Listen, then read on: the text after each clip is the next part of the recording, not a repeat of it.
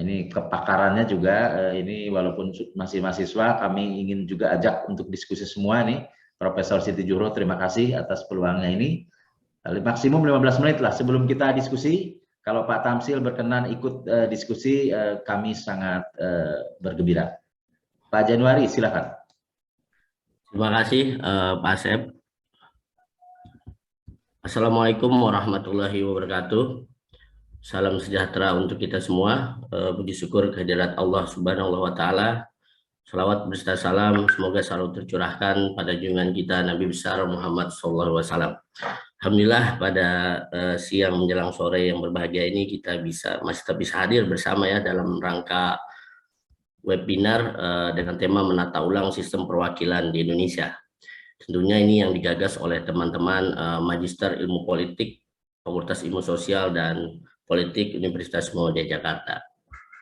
Tentunya pertama-tama yang saya hormati Ibu Dr. Eva Satispi, MSI Dekan Fakultas Ilmu Sosial dan Politik,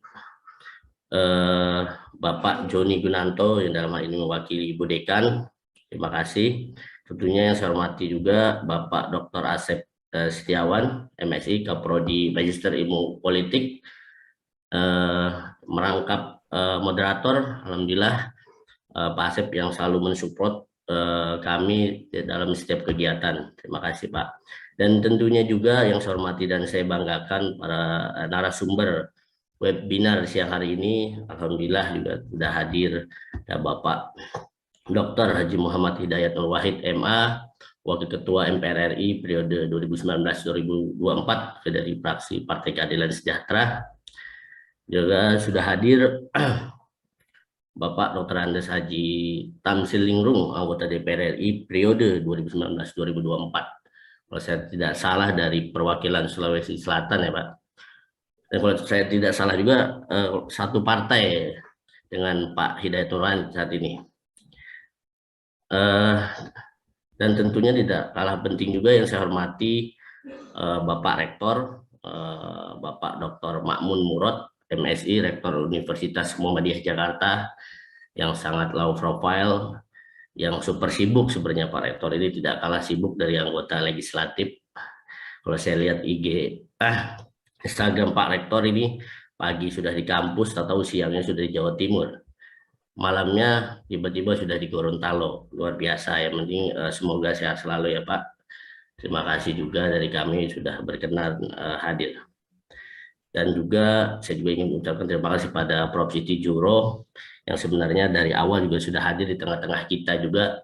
Ingin juga nanti Prof. Siti juga ikut memberikan tambahan sedikit lah terkait tentang meninjau ulang sistem perwakilan kita. Dan sebenarnya memang webinar ini salah satu inisiatornya adalah beliau. Dan kita perlu berterima kasih bahwa karena pembahasan ini sebenarnya tidak kalah penting dari isu-isu nasional yang berkembang saat ini. Terakhir saya ucapkan terima kasih pada teman-teman MIPOL FISIP UMG, Pak Leli dan kawan-kawan, tim Strat FISIP UMG, moderator. Juga terima kasih kepada seluruh peserta webinar pada siang hari ini. Saya ucapkan terima kasih yang sebesar-besarnya. Semoga kita dalam keadaan sehat selalu. Baik, mungkin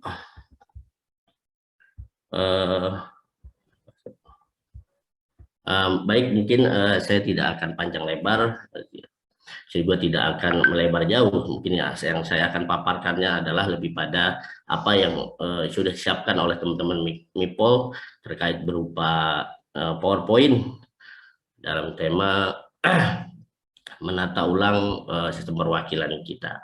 Saya juga sebenarnya ini kalau istilah pondok pesantren ini agak sul adab ini, karena narasumbernya itu sudah malang melintang dunia politik, senior semua. Jadi kalau Pak Hidayatul Wahid mungkin sudah aktif di partai politik, mungkin waktu itu saya masih main layangan kali istilahnya gitu. Mungkin saya masuk dalam pengantar bahwa sebentar Pak.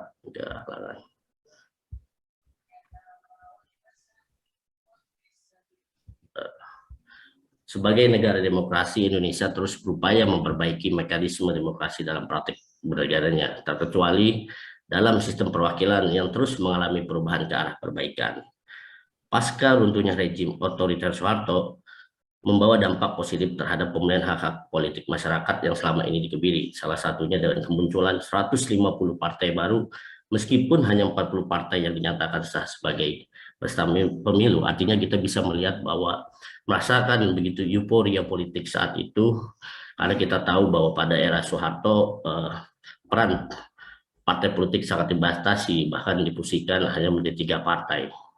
Dan bahkan terlebih lagi, saya tahu bahwa peran eksekutif saat itu memiliki porsi yang sangat besar hingga mampu mendikte peran legislatif. Kita bisa katakan bahwa peran legislatif saat itu lebih pada sebagai tukang stempel.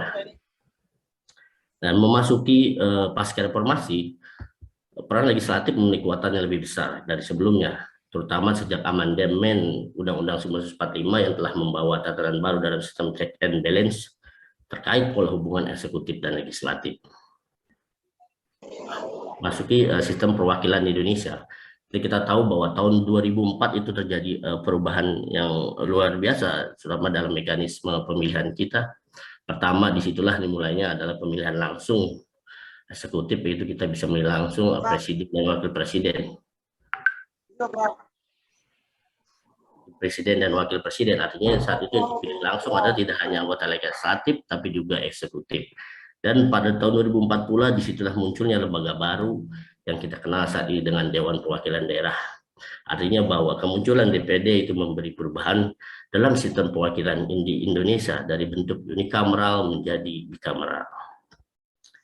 Jika DPR dipilih secara langsung oleh politik, maka anggota DPD dipilih langsung secara perorangan.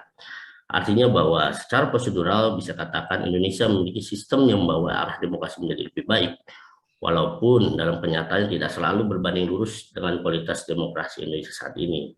Karena kita tahu bahwa dalam prakteknya banyak yang masih menjadi catatan dari buruknya kualitas demokrasi kita. Tingginya politik uang, belum maksimalnya kinerja legislatif, dan masih lemahnya peran DPD menjadi catatan demokrasi kita, khususnya catatan dalam sistem perwakilan kita saat ini. Mungkin misalnya Pak, dalam teori perwakilan, setidaknya kita mengenal terdapat 2 sistem utama, yaitu yang dipakai dalam suatu negara, yaitu sistem unikameral dan sistem bikameral. Sistem unikameral menempatkan kekuasaan terpusat dan fokus pada salah satu unit kekuasaan. Sistem bikameral menempatkan kekuasaan dalam lembaga perwakilan pada 2 kamar yang berbeda. Nah, Indonesia sendiri bisa dikatakan menganut sistem bikameral dengan memiliki lembaga legislatif yang dikenal dengan DPR RI, Dewan Perwakilan Rakyat Republik Indonesia, dan DPD, Dewan Perwakilan Daerah, yang juga menjadi bagian dari MPR. Jika DPR merupakan parlemen perwakilan penduduk, maka DPD merupakan parlemen perwakilan dari wilayah daerah atau provinsi. Saya lanjut, Pak. Nah, termasuk dalam tugas dan wewenang DPR. Kita tahu bahwa sebagai lembaga perwakilan, DPR mempunyai beberapa fungsi, yakni fungsi legislasi, fungsi anggaran, dan fungsi pengawasan. Artinya kita melihat saat ini bahwa kedudukan DPR sangat kuat dengan kekuasaan yang cenderung berlebihan yang diberikan Undang-Undang Dasar 1945. Bisa kita lihat ketentuannya dalam pasal 5 ayat 1 dan pasal lainnya, yang bisa dibaca di dalam PowerPoint. Dan kita masuk dalam kewenangan DPD. Nah, hari ini kita melihat bahwa kewenangan DPD itu terbatas hanya pada berkaitan dengan otonomi daerah, hubungan pusat dan daerah, pembentukan pemekaran dan penggabungan daerah, pengelolaan sumber daya alam, dan ekonomi lainnya. Dan masalah perimbangan keuangan pusat dan daerah itu bisa dilihat dalam pasal 22D Undang-Undang Dasar 1945. Di luar itu, kewenangan DPD hanya memberi pertimbangan kepada DPR.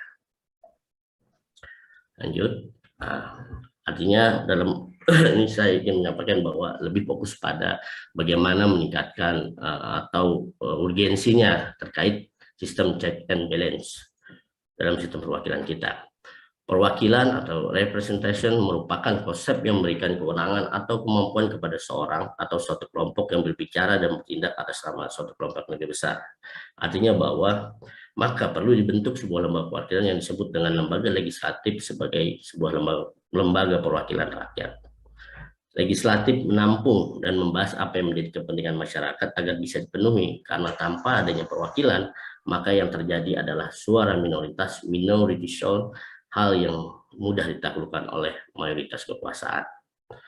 Dalam sistem perwakilan kita, rasanya perlu diamati kembali pola hubungan antara DPR dan DPD. Dalam hal ini, sistem check and balances, yaitu mekanisme saling mengontrol, mengawasi, dan mengisi antar lembaga negara, khususnya di internal lembaga legislatif, yaitu antara DPR dan DPD. Oke. Artinya bahwa sistem check and balances ini sangat penting untuk diterapkan.